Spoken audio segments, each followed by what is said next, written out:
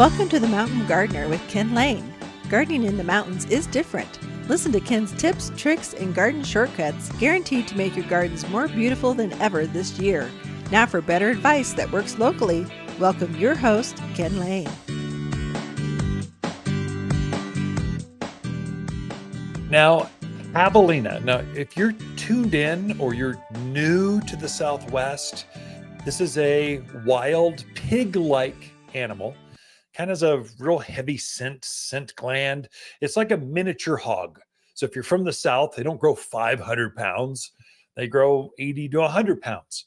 They travel in big packs. So there can be dozens, from boars to sows to little piglets. They're cute and destructive for the gardens. And so if you're in a neighborhood where you're in that wildland interface, actually you don't have to even be that. They roam around the neighborhoods just like they own the place. So we've invaded their space, and they're now making home in your backyard. Actually, they were placed here. As growing up as a kid here in Prescott, Arizona, we never had Javelina in our backyards. Never worried about it. Deer, rabbits, that kind of stuff. It's a new phenomena. They've come up from the lower deserts.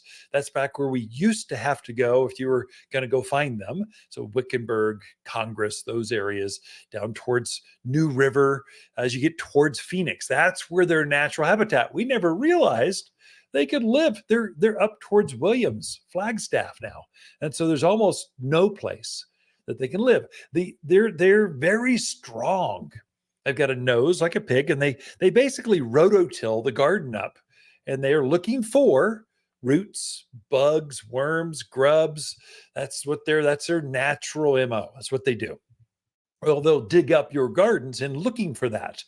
And if they happen to find your vegetable garden, they're even better. It's like a bonus, like frosting on their dinner palette. They naturally seem to eat cacti. So they can eat like prickly pear cactus. That's a regular thing for them. The root of your agaves and yuccas, that's a natural kind of carbohydrate for them. They'll dig up the plant, eat the root, and chuck the rest, leave the hole, and you come out the next morning going, what just happened? Well, that's a Javelina pack came in and did that. And so if you've got big packs like nesting under the oak trees in your backyard, there's really no hope. I mean, you've got to actually fence them out. There are some plants they just don't like. They just naturally they get sick, or I don't know why. They seem to eat everything, but there's some things they just don't go for. And you'll see them out in the wild because they've just learned, cotoneaster. This is a natural shrub. Grows up. There's a gray-leafed cotoneaster that grows. If you're hiking around the Bradshaws, Mingus Mountain, you'll see this shrub just growing. Nice evergreen, beautiful, just low maintenance. And you can grow it in your backyard. They've learned, don't mess with that. It just tastes bad and makes me feel sick when I eat that. And so any of the cotoneaster family, you're almost golden. You can't go wrong. It's more of a shrub thing. Juniper's the same way. So you've got wild junipers. We're in very large juniper forest areas. So if you've got that, any kind of juniper, they just know, it smells bad. It's got that citrusy kind of smell. Don't mess with juniper. I'll just get sick, and it's just not good. So they pass it by. And it would be several things like that. Cactus, generally they'll leave alone. But, if it's drought conditions, they haven't been bothering the cacti like we have seen over the past because we're out of this drought thing. So stuff they prefer have been around so that we haven't had the pressure on them. But if we get dry at all for a moment, they'll go after those prickly pear cactus. They'll just burrow into stuff. So there's quite a few. One that's surprising, you Californians, you'll love this. They leave alone Nandina, or heavenly bamboo. So they'll leave alone this is nice. It looks like a bamboo plant, but it doesn't have that aggressive runner system that just becomes a weed. Bamboo really it doesn't belong in the garden. It takes over. Eventually your backyard will be nothing but bamboo. Nandina doesn't do that. And so it's more tame. It's easier. Grows in containers, raised beds. It's just easy to grow. And animals don't bother. It's got a white sap that they just don't care for. And so they leave it alone. Quite a few of the flowering shrubs, they don't bother. So smoke bush is famous right now. You've got crepe myrtle, they seem to leave alone. Rosa Sharon, they don't bother. This beautiful hibiscus, you'd think they'd go after that, but they don't. In the spring bloomers, so forsythia, flowering quince, lilacs, they seem to leave. They'll bother it if they get really desperate. There's nothing left for them to eat. They might try it, but they'd much rather, if there's anything else, they'll go after that. Vegetables. There are no vegetables. If you like to eat it, a pig-like animal is going to like to eat it too. There's no getting around that. You're going to have to fence that off, put it on the deck. They'll actually, I got a friend of mine at the base of Thumb Butte. He's got a story and a half steps to his back deck overlooking this beautiful vista. The pigs figured out how to climb us like, I don't know, 20 steps to get to the containers on his front deck. So he had to actually put a child gate at the top of the deck. So keep them out. I mean, go figure. We get creative. I've heard some folks using carpet tacks. So those wood strips with the nails coming through, they'll put those at the base of their steps going to the deck or the porch, and they get stuck on it, and that kind of deters them. So you've got a booby trap almost. So again, it's sort of a makeshift fence. They're fencing them out so they don't get up onto the deck, so they can have a space that they can grow things without them. So for our backyard, we've got cedar fence. So our HOA allows us to have cedar fence. Can't have chain link or some others, but cedar's allowed, and the iron. So that in the backyard, along with dogs. Dogs have a way of shooing things off. The problem is Javelina are nocturnal. They come out at night. Whoa, what are your pets doing with you? They're sleeping indoors with you. They're conked out. They don't even realize there's a pack of 20 Javelina tearing up the backyard.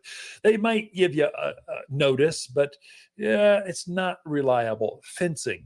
If you're going to have beautiful flower gardens, if you're going to have beautiful harvests out of the backyard, you need a space you can protect them from the Javelina. And I think bunnies and other stuff. So they're going to like eating your lettuce, that kale, spinach. Oh, it's there.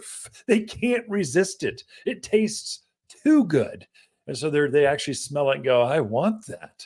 They can lift cheesy fences. If you just kind of slightly tack down a fence, they'll just lift it up and come right on through. So a true way to keep them out. Highly effective, very high effectiveness is electric fence. So put a 12-volt, a single wire, a foot off the ground with 12 volts going through it. Boy, that just keeps them out of an area. So I use that in some spaces as well. In fact, when I put the wire out, I actually put a piece of tin foil, aluminum foil on top, just let it float on top of the wire. And I put some peanut butter underneath on the bottom on that piece of metal aluminum foil. And they went for it. They wanted that peanut butter. And then the next morning I came out and there was just wire laying everywhere. Just they'd knocked down, the whole herd must have freaked out. Just the lead boar kind of went, oh, this is good. And then hit the wire, got a jolt, and it kind of slapped him on the nose. And all the rest of the herd went, wah! And they have not been back since. And so that's highly high, about 1 foot off the ground. Just put some rebar. You can go down to Olson's Grain, Cow Ranch. Any ranch feed store is going to have electric fence because that's the only way to keep horses from nibbling on the corral, to keep cattle in. Well, it also works on Javelina very well. I've got it. I don't like those yellow insulators. So I put it in the gardens. I don't even encircle it. I just run the wire through and then I spray paint that green and brown. I kind of camo it because I don't want to see electric fence, but I want it to be live. Then I put it on a timer. So it runs from 10 p.m. at night till 6 in the morning because the dogs, if one of our dogs gets zipped, I'm going to hear about it. Not from the dogs, from Lisa. She's going to like, hey, you can't do that. But I put it on a timer, just comes on when they're out there in the middle of the night. And then it goes off when she's out. I mean, I don't want to get zipped. I don't want my wife to get zipped. I don't want my cat's dogs to get It's not going to hurt them, doesn't burn them, but it sure makes them yelp where they kind of go, whoa, I don't like that. So anyway, electric fence, we've got a whole list of Javelina resistant plants here at the Garden Center. We'd be glad to share that with you. Ask for it the next time you visit. Be right back. You're listening to local garden expert Ken Lane, the owner of Waters Garden Center. He can be found throughout the week at Waters Garden Center, located in Prescott at 1815 Iron Springs Road. Thanks for tuning in to The Mountain Gardener. If you enjoy this show and would like to hear more, please subscribe to The Mountain Gardener, wherever you like to listen to podcasts. And if you'd like even more garden tips, tricks, and helpful advice, please check out my website at watersgardencenter.com for classes, videos, and more, or my online garden center at top10plants.com. Throughout the week, Lisa and I can be found here at Waters Garden Center in Prescott.